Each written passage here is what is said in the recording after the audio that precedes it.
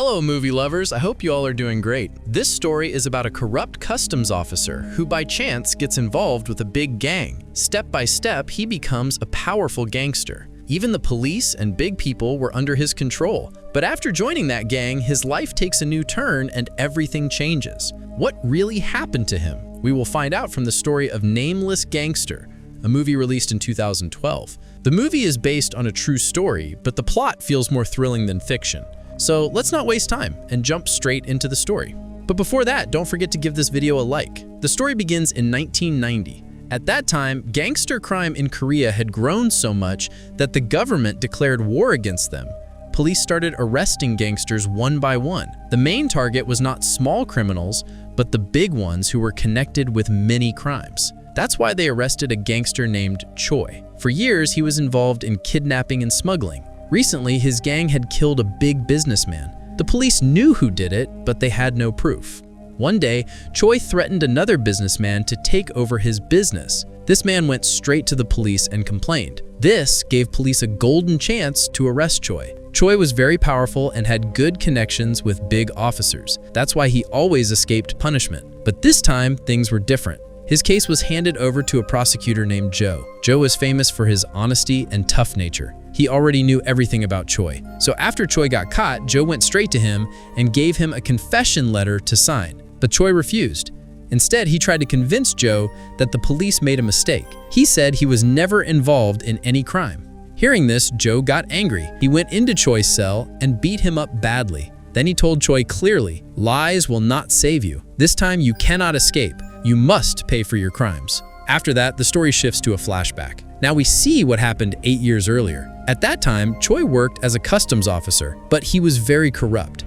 Taking bribes was his daily habit. Not only him, but his whole team was the same. One day, a woman filed a complaint against customs officers. This made Choi's whole team panic. They decided that one person from their group should take all the blame so that others could escape. To be fair, they chose the one with the smallest family. That was Choi. So finally, he had to accept the blame. That same night, Choi saw two unknown men inside a shipyard. They were either trying to steal something or hiding something. When Choi ran towards them, they escaped. He couldn't catch them, but he found something unusual. Inside one container, Choi discovered a large amount of drugs.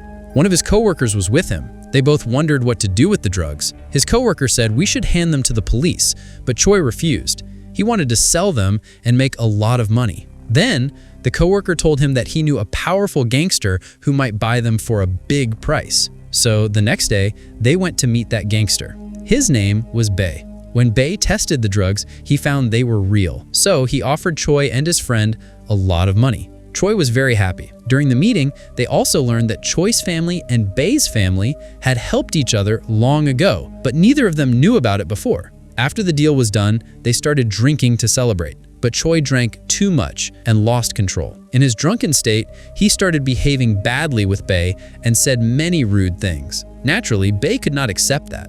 But before Choi could say anything, Bae's assistant, Park, started beating him up. Bae did not stop him because he also did not like Choi's rude behavior. Then Park told Choi, "This is not how you behave during a business deal." After saying this, they kicked Choi out without giving him the drug money. A few days later, Choi went back to Bae to collect his money. There, he apologized for his bad behavior that night. Bae also realized that maybe he overreacted a little. Then, Choi told him that he had quit his customs job, and from now on, he wanted to work with Bae. Since they were family relatives, Bae agreed. Later, Bae took Choi to a bar. While drinking there, Choi met his old customs boss. Being drunk, Choi started insulting his boss with rude words. His boss got angry and began to beat him up, but Choi, along with Bae's assistant, fought back and beat up the boss. That night was the real beginning of Choi's life in crime. After that, Choi started working permanently with Bae. Because of his customs background, Choi already had strong links with powerful people. So with Bae, he became very rich in a short time. Even the police were under his control, so he never had to spend a single day in jail. Back in the present, we see Choi trying hard to get out of prison. He contacted a high-ranking police officer who was a close friend of his Inna's. That officer went to Joe and ordered him to release Choi. Since it was a senior's order, Joe had no choice. But before releasing Choi, Joe warned him, "If Gangster Kim ever gets caught, then no one will be able to save you." You see, the real boss was Kim. Bae worked under Kim and Choi worked under Bae. Then the movie again shifts to flashback. This time, we see Choi meeting his old friend Hugh. Hugh was a big businessman. He owned many bars and restaurants. And Hugh knew that Choi was working in customs. He asks Choi if Choi knows any gangsters. Choi says he left his customs job. Now he works with gangsters. Hugh tells Choi that his bar and restaurants sell a lot, but he does not get much profit. His business partner is a big gangster named Kim. Kim takes most of the money. Choi wants to help Hugh because he now works with gangsters. Bae hears the plan and likes the deal. But there is a problem. Even gangsters follow some rules. They do not attack each other without a reason. Kim is Bae's old boss. Bae has wanted to remove Kim for a long time. Still, he never had a chance. So Bae and Choi make a plan. Choi goes to meet Kim with his brother-in-law. Choi tells Kim that Kim blocks Hugh's business. Choi says he wants to take over the business. Kim refuses. He hits Choi and throws him out. Choi tells Bae what happened. Bae and Choi then attack Kim's gang. They beat up Kim's people. Kim sees this and offers Bae a deal. We learned Bae used to work for Kim. Later, Bae left to start his own gang. Now Kim asks Bae to work with him again. Bae refuses. Kim tries to threaten Bae. Bae gets angry. He smashes many bottles on Kim's head and then leaves. Kim goes to the police and files a complaint against Bae and Choi. The police arrest both of them. Choi has good contacts with police. He did not directly attack Kim, so the police free him. But the police keep Bae because he attacked Kim. After he is free, Choi goes to meet a politician he knows. He gives a big bribe to a politician. The politician uses his power. He gets Bae out of jail. Bae and Choi celebrate. They drink a lot. Bae becomes emotional. He says many people tried to hurt him. He says he cannot trust most people, but he trusts Choi. Choi saved him from the police. Bae asks Choi not to break that trust. Choi promises he will not. Choi says with Bae's power and his smarts, they will make a lot of money. Over the next years, they grow rich. They meet many politicians and top officials. Choi falls in love with a woman. She used to be in Kim's gang. Now she does not work for Kim. One day she asks Choi who the gang leader is. Choi tells her he is the gang leader and that the gang works under Bae. Later, an argument started between Park and Choi's brother-in-law. Park hit the man with a bottle. Choi attacked Park. Park fought back. Park had been the boss over Choi on paper, but he never respected Choi. He always sided with Bae. Bae comes, beats Park, and warns Choi. Bae says, if any problem with the gang comes up, tell me first. Then I will take action. Choi agrees, but he feels bad. He thinks he should have the right to make gang decisions. The next day, Choi goes to Bae's office and demands control. He says he should make all the gang decisions now. Bae does not like this. Choi could not accept Bae's warning. He decided to go to Kim. The next day, he met Kim and told him everything about Bae. He betrayed Bae and joined hands with Kim. One day, Bae was walking alone on the street. Suddenly, Kim's men attacked him. Luckily, Bae survived but was badly injured. He was taken to the hospital. Choi came to visit him, but Bae was not happy to see him. He told Choi to leave. After recovering, Bae started hunting for Kim and his gang. They had gone underground. He found some gang members, but not Kim himself. During this time, he also discovered that Choi had joined Kim and even had a role in his attack. Furious, Bae ordered his men to beat Choi badly and kicked him out of the gang. A few days later, Choi went to meet Bae again. He begged for forgiveness. Bae told him clearly that he always considered Choi as his closest friend and only spared his life because they were relatives. Otherwise, he would have killed him. But this time, Bae strictly warned him not to interfere in his business again. Choi cried and tried to emotionally blackmail Bae, asking to return to the gang, but Bae did not give in. He returned Choi's share of the money and kicked him out completely. Choi then went back to Kim once again. All this story was actually a flashback, showing how Choi went from being a customs officer to becoming a gang leader. The main story was still ahead.